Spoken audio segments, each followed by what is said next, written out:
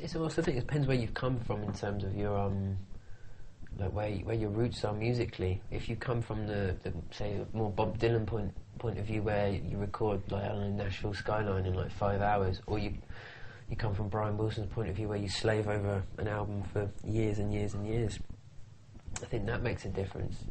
I mean, certainly my influences are more from the Brian Wilson school of thought, where you take a long time to work out harmonies. You try everything. It's not a case of just bashing it out, you know.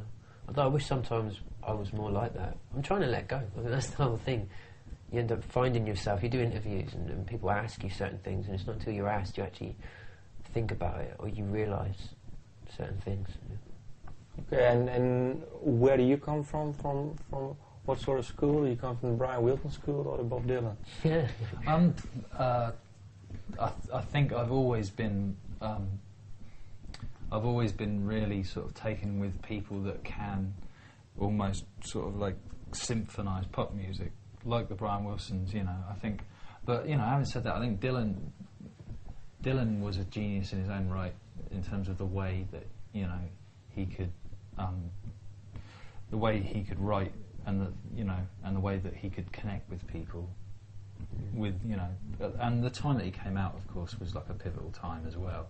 So he was kind of like a filter for that sort of era. People like Brian Wilson, you know, they're kind of it's almost like a classical thing, you know, the arrangement, you know, making everything work together. Whereas Dylan's a lot more sort of intuitive, you know, just they're opposite it's a ends, feeling. Opposite ends of everything. I mean, there's more schools than obviously than just those two. But just as an example, it's maybe why I've always found it so hard to let go is all my favourite bands tend to be the bands who slave away over albums for a long, long time. But isn't it also then when you write a song or when you record a song, then you hear everything that goes wrong. Yeah. But people don't. Well, no, but that's the perspective you lose big time. I mean, I can't. Even, you know, every record, even the new album, there's probably things that I'd want to change if we had longer. But do you listen to it still, the album? The new album I do. Yeah. I don't listen to the first one. That's why I feel more confident about the new one, because I actually do listen to it.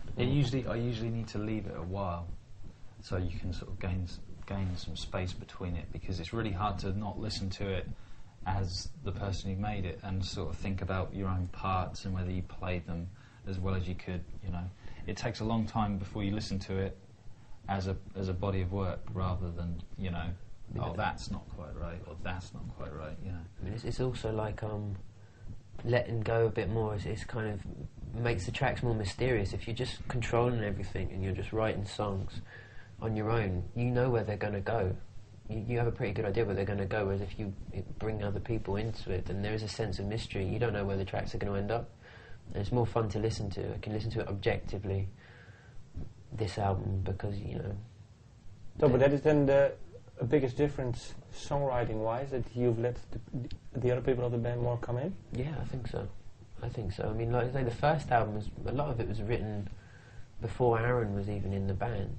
So you're talking about really like songs written on an acoustic guitar.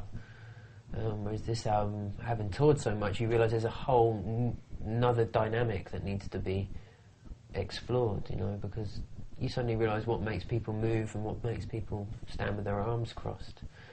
And you don't really want to factor that into what you do, but you inevitably do. You know, the fundamental songwriting thing is always a personal thing. That's not influenced, but in terms of how you interpret your songs in the studio, how forceful they're going to be, or whether they're just going to be completely acoustic songs. I think that's been influenced by playing live so much, you know, because you know you're going to play them to people.